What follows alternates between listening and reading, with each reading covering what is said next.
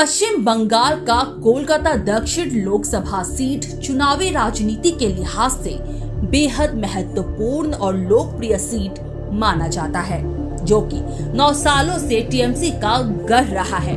खुद 6 बार इस सीट से मुख्यमंत्री ममता बनर्जी सांसद रह चुकी हैं।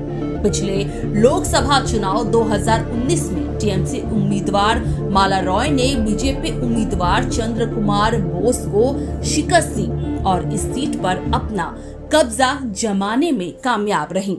मगर वो पिछले 5 सालों में यहाँ के जनता के दिलों में जगह बनाने से चूक गई। ना ही उन्होंने इस लोकसभा क्षेत्र के लोगों की समस्याओं को लेकर संसद में अपनी आवाज उठाई और ना ही इस क्षेत्र के लोगों का कभी हाल जाना। जमीनी हकीकत से दूर बस वो नजर आए तो 2019 के चुनाव प्रचार के दौरान और अब यानी 5 सालों के बाद हो रहे 2024 के लोकसभा चुनाव प्रचार में वो भी जनता से वोट की अपील करती हुई। इन 5 सालों में कोलकाता साउथ में उनका कोई अस्तित्व नजर नहीं आया।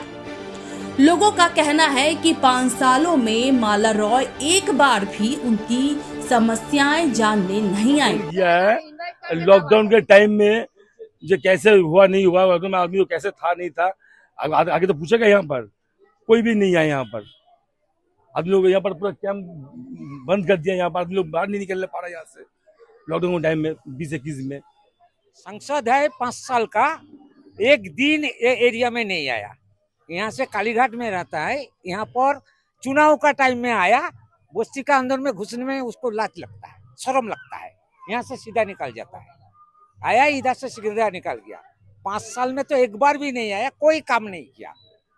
जो काम है बस्ती में 10,000 आदमी है, जो काम हुआ बाया बाजू सरकार जब था जो काम किया वही है, एक पैसा का काम नहीं किया। जनता से जब हमने काम के बारे में सवाल पूछा तो लोगों ने दबी आवाज में कहा, हम अब भी बेरोजगारी की मार झेल रहे हैं। नहीं पहुंचा रही है, रोजगार नहीं है तो आदमी क्या करेगा? भूखा मरेगा? या मोदी सरकार खिलाएगा ना ममता खिलाएगी? कौन खिलाएगा? रोजगार चाहते हैं। हाँ, रोजगार चाहते हैं। जब हम लोग का सीपीएम था तब हम लोग का रोजगार ठीक था। जब ये टीएमसी का ममता दी आया तब से हम लोग का एकदम भी रोजगार नहीं है। जो काम करता है दूसरा घर में उसमें हमको कहाँ, जब हम लोग को मिलता है खाना पीना सब मिलता है। अभी लॉकडाउन से तब से पैसा भी काट लिया है, पैसा भी नहीं मिल रहा है। सरकार ने बोला है ऐसे सब्जी का दाम ऐसे बढ़ा है, गैस का दाम बढ़ा रहा है, तेल का दाम बढ़ा रहा है। कभी रेशन में तेल देता है, कभी नहीं देता है। घर में कैसे खाना बनाएगा? तो भी तो आदमी लोग को तो माथा में हाथ लेके बैठा रहता है। वहीं अब माला रॉय पर मुस्लिम समुदाय का गुस्सा भी फूट पड़ा है।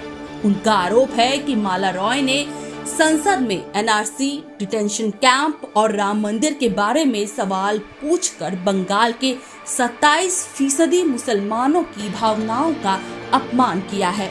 एमपी डिटेंशन कैंप के बारे में चर्चा कर रही है पार्लियामेंट में। जब कभी दूसरा मामला होता है तो वो लोग गायब रहते हैं। जब 2020 के मार्च के 23 तारीख में जब यहाँ पर लगा, हम लोग का शाहीन बाग जिस तरह था उस तरह हमारे 8 अगस्त मैदान में भी एक कैंप जारी था। उसमें हमारी कैंडिडेट शायरा साहलीम बढ़ चढ़ कर हिस्सा ले रही थी कि यहाँ पे सीए और एनआरसी लागू नहीं हो जाए। मगर यहाँ की जो इलेक्टेड कैंडिडेट है माला रॉय, वो डिटेंशन कैंप के बारे में आपको बार बार कहती हैं। और मैं ये बात जोर से कहना चाहता हूँ पूरे दावे के साथ कि आप रॉजर हाट में देखिए, एक तरफ ये गलत बयान दे रही हैं कि हम यहाँ पे सीए और एनआरसी लागू नहीं करेंगे, मगर ये लोग डिटेंशन से कैंप बना रहे हैं। आखिर इस तरह दोगली पॉलिसी क्यों? एक तरफ कहते हैं कि हम लागू होने नहीं देंगे और दूसरी तरफ ये लोग कैंप बनाने की तैयारी कर रहे हैं। बता दें 4 फरवरी 2020 में माला रॉय ने संसद में डिटेंशन कैंप के संरचना की मांग की। बाबरी मस्जिद का जजमेंट 9 नवंबर 2019 को आया। ठीक 1 महीने बाद यानी 10 दिसंबर 2019 को माला रॉय ने राम मंदिर के कंस्ट्रक्शन व लेआउट को लेकर सवाल किए। वहीं माला रॉय के इन सवालों में तृणमूल कांग्रेस सरकार की दोहरी छवि को लेकर विपक्ष ने भी कई सवाल उठाए हैं। चल रहा है, अब ये सीन जो है ड्रॉप होना चाहिए और यहाँ पर सायरा शाह हलीम को भेजेंगे पार्लियामेंट, ताकि वो गरीबों की आवाज को, महिलाओं की आवाज को, नौजवानों की आवाज को जो है पार्लियामेंट में जाकर जो है जोरदार तरीके से जो है वह आवाज उठाएगी। ये दावा किया गया है कि ममता बनर्जी एनआरसी और नागरिकता संशोधन कानून को लेकर ईमानदार नहीं है। माला रॉय पर आरोप है कि उन्होंने संसद में गृह मंत्रालय से सवाल पूछे, जिससे ये साफ हो गया है कि वो एनआरसी और विदेशियों के लिए डिटेंशन कैंप के निर्माण के पक्ष में हैं।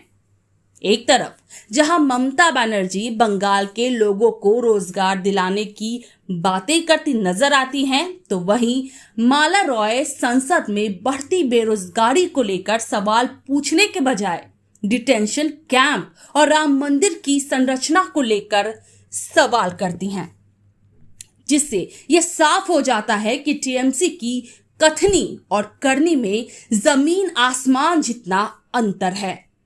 एक तरफ टीएमसी जिन मुद्दों का विरोध करने का आडंबर रचती है, तो वहीं दूसरी तरफ उनकी पार्टी के सांसद ही उन मुद्दों का समर्थन करते हैं। Bureau report, super news 24।